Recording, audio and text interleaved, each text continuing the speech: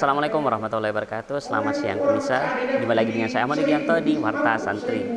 Pemirsa, pada siang ini pengurus pusat Ikatan Santri Salafiyah Syafi'iyah atau ICA Santri menyelenggarakan kegiatan training of Ramadan yang bertempat di Auditorium Raden As'ad SMK Ibrahimi 1 Sukoharjo. Baik pemirsa, berikut liputan selengkapnya.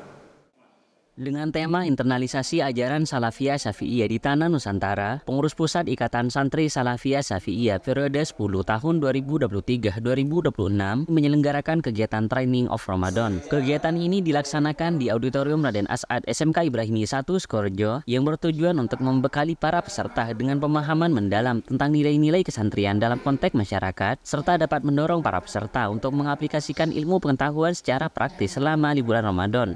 Kegiatan Training of Ramadan ini dihadiri oleh Ketua Umum Pusat IKSAS Santri Ustadz Sofran Hadi Sarjana Sosial Magister Pendidikan, serta diikuti oleh pengurus harian Rayon IKSAS Nusantara, pengurus harian Suprayon IKSAS Nusantara, serta panitia harian Safari Ramadan Rayon IKSAS Nusantara.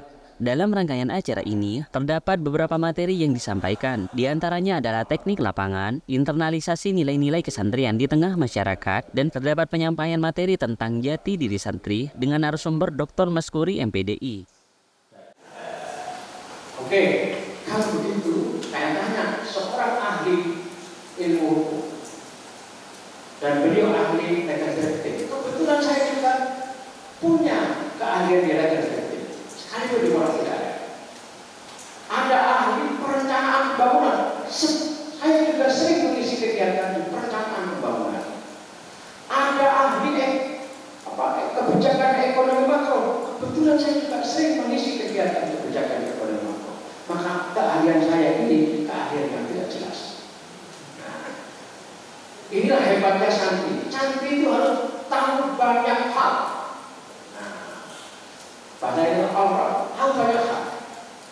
Kenapa? Karena santri itu teman-teman. Akhirnya begitu sama Bapak ini tadi kan ngomong soal pembentukan peraturan perundang-undangan di pesantren juga ada. Masa mereka ada? Apa ilmunya namanya pesantren? Pesantren ilmunya bukan pembentukan peraturan perundang-undangan, tetapi di sana namanya istibatul ahkam. Apa itu istibatul ahkam? Proses pembentukan hukum. Bukunya aja kalau sering ada bukunya, salah satunya adalah Tarikh Tasyrik. Apa Tarikh Tasyrik Mas Budi? Tarikh itu sejarah, Tasyrik itu pembentukan hukum. Betul nggak Pak? Tasyrik. Kalau pembentukan undang-undang namanya takdir, maka di Aceh namanya konun, proses namanya takdir. Jangan-jangan sampai tidak tahu ini. Nah, tuh. Kalau ilmu ekonomi, ada ilmu ekonomi sana. Bisa nama rinci Pak. Apa saja isinya? Namanya bab muamalah. Muamalah apa saja isinya? Mulai dari babul buluk, transaksi jual beli, ada baitul muamalah, terus banyak. Ekonomi keuangan ada semua. Terus kalau perancangan bangunan ada juga. Namanya tahqiq.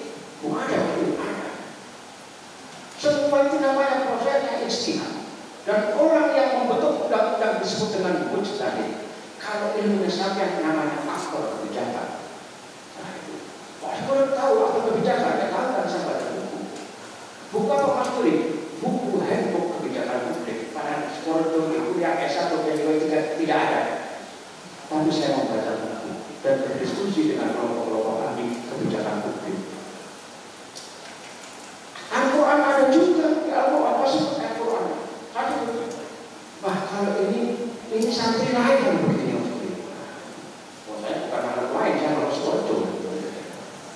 Akhirnya mereka datang ke Sukoharjo. Datang ke Sukoharjo, mampir ke rumah saya. Begitu mampir, masuk ke Sukoharjo, mereka langsung mengatakan, ini kok pesantren lain Mas? Kenapa? Bersih. Sampai menganggap hati kalau hati lain Mas ini saya nggak mau cukup juga enak. Kotor Pak. Pak sampai itu datang dulu. Dulu ini masih kotor, itu masih ada. Oh itu kotor dan bersih betul. Oh ya. Sekarang saya ajak putri. Ajak putri, lama di putri juga. Kok bersih juga itu Pak? Betul. Terus mereka lain, Bapak, anak seperti seperti ini. Sampai nanti pulang, pas kebetulan pulangnya sore, sehingga bersih semua.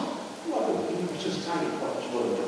Dan Suwondo terkenal sebagai pesantren yang bersih dan rapi.